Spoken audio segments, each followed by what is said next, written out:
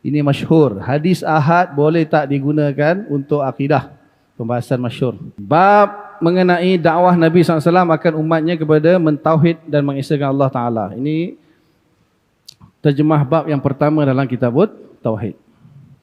Apabila kita melihat kepada bab yang pertama di dalam kitab Tauhid, Imam Bukhari tidak mendatangkan ayat Quran sebagai terjemah bab, bahkan mendatangkan hadis ahad yang bersifat zonni pada subutnya, iaitu hadis mengenai Nabi SAW mengutus Muaz bin Jabal radhiyallahu ta'ala ke Yaman untuk berdakwah, dan pada zahirnya menunjukkan bahawa Nabi SAW telah mengutus Muaz bin Jabal seorang diri, zahir dia, seorang diri untuk menyampaikan perkara akidah. Oleh sebab itu, ada sebahagian pihak mendakwa bahawa perkara usul akidah boleh sabit dengan khabar ahad yang bersifat zonni berdalilkan hadis ini. Adakah benar dakwaan tersebut? Yang lain tak dapat visa, Muaz seorang dapat visa, tu memang tak ada seorang je. Syekh Albani mengatakan dalam kitabnya, mengarang kitab khusus tu, wajib mengambil hadis ahad dalam akidah dan menolak penolakan terhadap mereka yang menolaknya. Berkata, sesungguhnya Nabi SAW telah menyuruh Muaz bin Jabal radhiyallahu ta'ala anhu menyampaikan kepada mereka, yakni penduduk Yaman, akan akidah tauhid dengan mengajarkan mereka mengenal Allah dan apa-apa yang wajib bagi Allah sebelum menyampaikan segala sesuatu. Sekiranya mereka menerimanya, maka ajarkanlah mereka apa-apa yang Allah Ta'ala fardukan ke atas mereka, dan yang demikian itu dilakukan oleh Muaz radhiyallahu anhu secara yakin. Maka ini adalah dalil yang qat'i yang menunjukkan bahawa akidah itu boleh sabit dengan khabar ahad dan berdiri sebagai hujah ke atas manusia. Kalaulah tidak sebegitu, sudah tentu Rasulullah tidak akan mengutuskan Muaz bin Jabal radhiyallahu anhu keseorangan, dan ini adalah jelas sekali. Walhamdulillah. Kata Albani, adakah Rasulullah SAW hanya mengutus Muaz bin Jabal radhiyallahu anhu seorang saja atau bukan? Begitu juga, adakah penduduk Yaman langsung tidak mengetahui tentang iman dan Islam sehinggalah kedatangan Muaz radhiyallahu taala anhu kepada mereka? Al-Imam At-Tabari dalam kitab tarikhnya, iaitu kitab Al-Umam, Tarikhul Umam wal Rusul wal Muluk, dan begitu juga Imam Al-Waqidi, Imam Ibnu Isa, Imam Al-Yaqubi, Imam Al-Hamdani, dan di dalam kitab-kitab tarikh dan sejarah menyatakan bahawa raja-raja Yaman dari Himyar telah menghantar utusan-utusan dan surat-suratnya kepada Rasulullah SAW, iaitu Haris bin Abdul Kalal, Nu'aim bin Abdul Kalal, An-Nu'man, Az-Zira'in, Hamdan, Ma'afir, Zura'ah, Zuyazin, dan lain-lain. Mereka telah bertemu dengan Rasulullah SAW dan menyerahkan surat-surat tersebut kepada, sebaik saja baginda SAW pulang dari Tabuk pada bulan Ramadan tahun ke-9 Hijriah. Dan dalam surat-surat tersebut menyatakan bahawa mereka telah memerangi orang-orang musyrikin dan menghapuskan kesyirikan di bumi Yaman dan memeluk Islam. Rasulullah SAW telah mengutus surat kepada raja-raja Himyar melalui Haris, Nu'aim, Nu'man, Hamdan, dan Ma'afir, dan dalam surat-surat menyatakan, ini surat balas, sesungguhnya Allah Subhanahu Wa Taala telah memberi hidayah kepada kamu dengan petunjuknya, dan jika kamu berbuat kebaikan, mentaati Allah dan Rasulnya, mendirikan solat, membayar zakat, dan membahagikan harta ghanimah. Dan terdapat juga di dalamnya perincian zakat dan hukum-hukum ahli zimmah. Rasulullah SAW juga mengutuskan surat melalui Zur'ah Ziyazin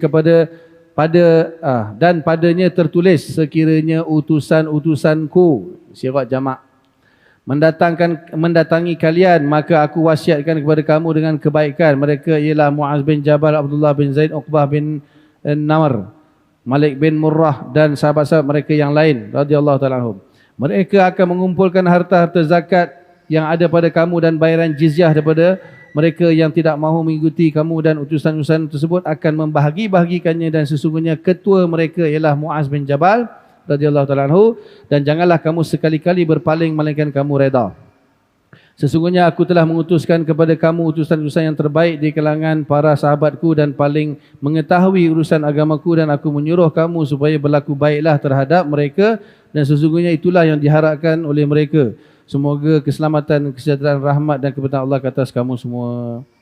Kenyataan tersebut adalah begitu jelas, dan padanya didapati bahawa sesungguhnya rombongan yang dihantar tersebut adalah pada kurun ke-9 Hijrah, iaitu selepas 21 tahun Nabi SAW diutuskan kepada masyarakat Arab, telah pun mengetahui akan penyebaran agama Islam dan peristiwa-peristiwa besar yang berlaku seperti dakwaan kenabian dan kerasulan, penghijrahan ke Habsyah, pemulawan di lembah Abi Talib, penghijrahan ke Madinah, peperangan Badar, Uhud, Khandaq, pembukaan dan penaklukan kota Mekah yang menggegarkan semenanjung Arab, dan penghancuran berhala-berhala mereka.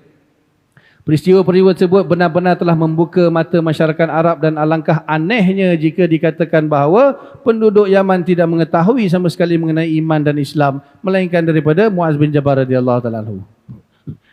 Mungkin sebab tak ada internet kot zaman tu. Sesungguhnya perkhabaran mengenai kedatangan Islam dan kerasulan Nabi Muhammad SAW telah menjadi perkara yang sangat besar di sisi masyarakat Arab dan mereka telah menghantar utusan-utusan mereka untuk merisik perkara tersebut dan penduduk Yaman yang mana sebagian mereka telah berhijrah ke Yathrib, yakni Madinah, telah pun mengetahui akan perkara tersebut lalu mengambil keputusan untuk memeluk Islam dan memerangi kesyirikan dan mereka telah mengutuskan perkhabaran keislaman mereka melalui utusan-utusan mereka seperti mana yang diceritakan dalam kitab-kitab tarikh dan sejarah yang boleh dipercayai. Ini jelas menunjukkan bahawa penduduk telah pun memeluk Islam. Penduduk Yaman tinggal tu. Penduduk Yaman telah pun memeluk Islam sebelum kedatangan Muaz bin Jabal radhiyallahu anhu bersama rombongan para sahabatnya yang lain ke Yaman. Al-Albani kata tak tahu apa, Muaz seorang je datang bagi tahu Islam, semua terus terima Islam. Khabar ahad tu.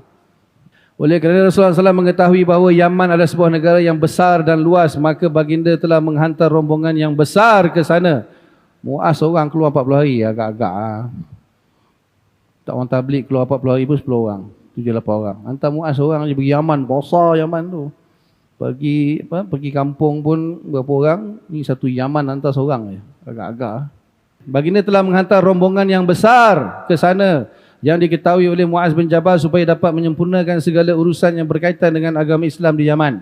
Para utusan di kalangan sahabat yang dihantar tersebut ada di antara mereka yang ahli dalam bidang dakwah, qari Al-Quran, ahli fiqah, qadi, ahli pentadbiran dan lain-lain.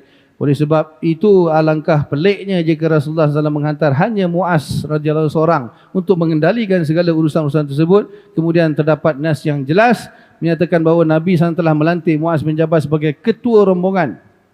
Dan ini menunjukkan bahawa bukanlah Muaz radhiyallahu dihantar berseorangan dan Imam Bukhari telah mengetahui akan perkara tersebut dan beliaulah yang meriwayatkan hadis bahawa Rasulullah SAW telah mengutuskan Muaz radhiyallahu dan Abu Musa Asy'ari ke Yaman dan juga beliau juga pernah mengutuskan Khalid Al-Walid radhiyallahu ta'ala Sayyidina Ali radhiyallahu ke Yaman.